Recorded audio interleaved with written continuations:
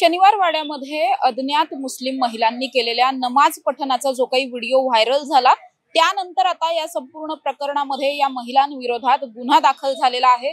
Vishrambag police ठाण्यामध्ये 3 महिलांच्या विरोधात हा सगळाच गुन्हा दाखल झालाय। खरं तर मी आता याच शनिवार वाड्यामध्ये उभी आहे ज्या ठिकाणी काल सगळाच संघर्ष जो आहे तो आपल्याला पाहायला मिळाला होता। खरं तर शनिवारची ही सगळी घटना आहे। शनिवारी या ठिकाणी काही मुस्लिम महिलांचा एक ग्रुप या ठिकाणी आलेला होता। या ठिकाणी काही महिला सुद्धा होत्या, काही लहान मुली दिसून येत होत्या आणि त्यांनी सामूहिकरित्या आतमध्ये म्हणजे शनिवार वाड्याचा जो आतला परिसर आहे त्या ठिकाणी त्यांनी नमाज पठण केलं। त्याचा कुणीतरी व्हिडिओ काढला।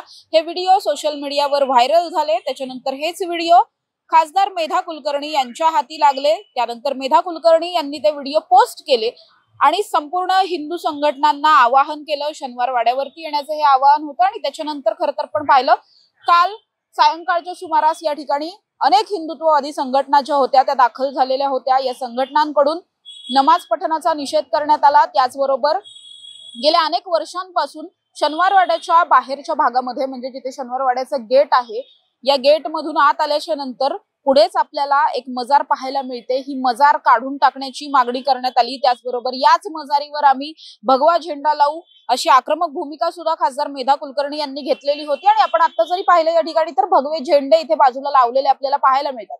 खरं तर ही मजार जी आहे ती अनेक वर्षांपासून या ठिकाणी आहे असं इथले स्थानिक लोक सांगतात। मात्र त्याच्यानंतर जर आपण पाहिलं तर मुळातच शनिवार वाडा ही पुरातत्व सर्वेक्षण विभागाची सगळी जागा आहे आणि त्यांच्या अखत्यारीत हा सगळा विषय असल्यामुळे काल सायंकाळच्या सुमारास या ठिकाणी पुरातत्व विभागाच्या अधिकाऱ्यांनी विश्रामबाग पोलीस ठाण्यामध्ये तक्रार दाखल केली, फिर्याद दिली आणि मग त्यानुसारच आता 3 अज्ञात मुस्लिम महिलांविरोधात या ठिकाणी मनाई असताना सुद्धा नमाज पठण केल्या प्रकरणीचा हा सगळाच गुन्हा दाखल झाला। आता या महिला नेमक्या कोण होत्या त्यांना आयडेंटिफाय करण्याचं काम सुरू आहे।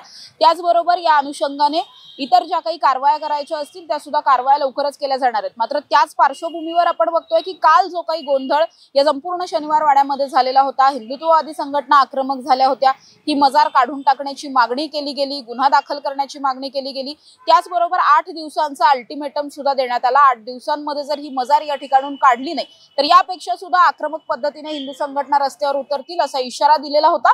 आणि त्याच सगळ्याच्या नंतर आता कुठेही कायदा आणि सुव्यवस्थेचा प्रश्न निर्माण होऊ नये यासाठी आपण बघतोय की शनिवार वाड्याच्या बाहेर आणि आतल्या बाजूला सुद्धा मोठ्या प्रमाणात पोलीस बंदोबस्त तैनात करण्यात आलाय। संपूर्ण शनिवार वाड्याच्या ज्या बाहेरचे कॉर्नर्स आहेत, बाहेरचा जो भाग आहे त्या भागांवरती सुद्धा पोलीस उभे आहेत। त्याचबरोबर पोलीस व्हॅन आहेत। आतल्या परिसरात सुद्धा मुख्यतः या मजारीच्या बाहेरच पाहिलं आपण तर 5-6 पोलीस या ठिकाणी सुद्धा आहेत। समोर पोलिसांची व्हॅन सुद्धा आहे।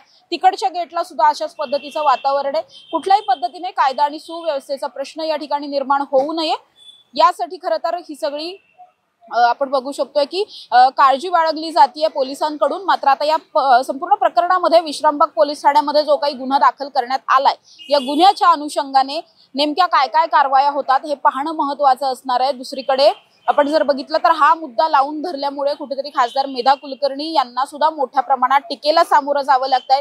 ऐन दिवाळीमध्ये अशा पद्धतीने हिंदू मुस्लिम तेढ निर्माण होणारं एखादं प्रकरण त्यांनी लावून धरायला नको होतं आणि जरी या ठिकाणी नमाज पठण झालेलं असलं तरी याचा अर्थ शनिवार वाडा काही इतर कुणाचा होत नाही किंवा शनिवार वाड्याची जी काही संस्कृती आहे, जे काही महत्व आहे त्याला कुठेही बाधा पोचत नाही असं म्हणत विरोधकांकडून सुद्धा मोठी टीका या सगळ्यावरती करण्यात आली होती। अर्थातच या सगळ्यावरती आता मेधा कुलकर्णी आक्रमक झालेले आहेत, हिंदू संघटना आक्रमक झाल्यात। मात्र आता या ज्या महिलांविरोधात गुन्हा दाखल करण्याची मागणी केली गेली होती त्यांच्या विरोधात गुन्हा दाखल झाल्यामुळे या महिलांना आयडेंटिफाय करणं आणि नंतर पुढची नेमकी काय काय या सगळ्यावरती काळजी घेतली जाते किंवा इतर काही कारवाई केली जाते का हे सगळंच पाहणं महत्त्वाचं असणार आहे। कॅमेरा पर्सन निलेश सह समृद्धी जाधव, टॉप न्यूज मराठी, पुणे।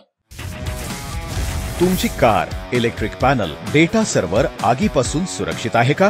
नाही? मग आजच बसवा F protect temperature activated fire suppression device.